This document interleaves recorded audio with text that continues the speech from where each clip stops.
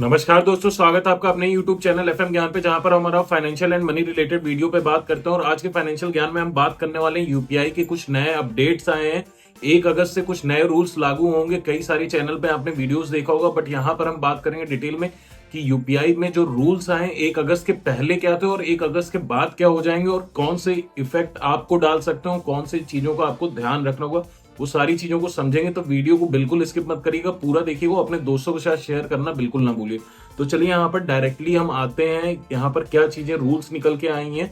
उसके पहले एक छोटी सी जानकारी देना चाहूंगा। एसबीआई क्रेडिट कार्ड का हमने एक ऑनेस्ट वीडियो बनाया था, जिसको आप इस वीडियो के बाद जाके आई बटन पे क्लिक करके चेकआउट कर सकते हैं, जिसमें हमने बताया कि 1.5 साल तक हमने कितना खर्च करा, क्या रिवॉर्ड हमको मिला, क्या ज्वाइनिंग बोनस था और क्या चार्जेस थे। तो चलिए यहाँ पर अब बात करते हैं क्या न्यूज निकल के आ रही है और क्या रूल्स रहेंगे आपके लिए।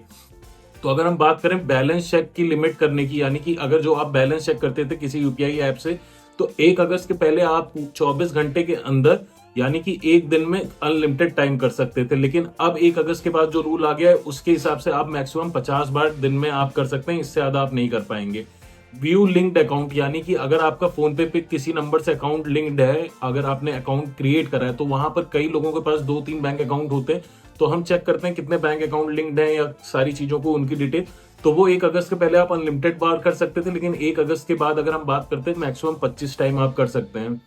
ऑटो पे की टाइमिंग की बात करें, यानी कि 1 अगस्त के पहले कभी भी हो जाता था, अब restricted to non peak hour, यानी कि जो भी यूपीआई की तरफ से बताए गए नॉन पीक आवर्स हैं उसमें ही ऑटो पे कटेगा। यानी कि ऑटो पे जैसे कि आपका ईएमआई हो गया, आपका मैंडेट है किसी टाइप का, या फिर आपके एसआईपीज हैं, या फिर आपका सब्सक्रिप्शन है, तो इस चीज को आप ध्यान रखिएगा। जो आपको यहाँ पर ऑटो पे कटना रहता था कभी पहले, अगर 12 बजे रात में ही कट गया डेट के हिसाब से, तो अगर आपके पास बैलेंस नहीं है तो आपके पास वो नॉन पीक आवर टाइम तक का बैलेंस क्रिएट करने का समय मिल जाता है आपको। इससे एक ये फायदा होगा।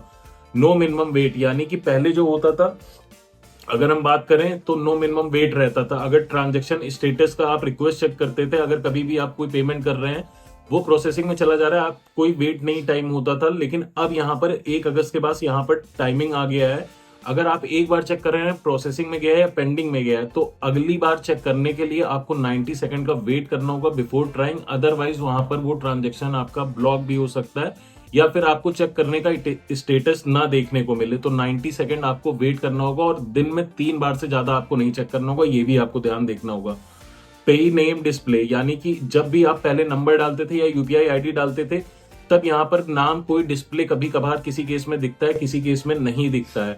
बट 1 अगस्त के बाद यस रिसीवर्स नेम शोन, यानी कि रिसीवर का नेम शो हो जाएगा। तो इससे जो गलत ट्रांजेक्शन होने के चांसेस थे वो भी कम हो जाएंगे। अब यहाँ पर रिट्राई और फेल ट्रांजेक्शन, यानी कि अगर कोई ट्रांजेक्शन फेल हो गया, उसको आप फिर से रिट्राई कर रहे हैं, तो 1 अगस्त के पहले उसमें कोई नो डिफाइंड रिट्राइज रहता था। लेकिन अब यहाँ पर 1 अगस्त के बाद हो गया up to 3 attempts and faster refunds, यानी कि जो कि मैंने ऑलरेडी आपको बताया था 3 बार आप देख सकते हैं 90 सेकंड के हिसाब से, उससे ज्यादा नहीं देख सकते हैं। और फास्टर रिफंड, यानी कि बहुत हद तक चांसेस है अगर प्रोसेसिंग या पेंडिंग में जा रहा है तो वो आपका रिफंड ही क्रेडिट हो जाएगा, ना कि रिसीवर के बैंक में जाएगा।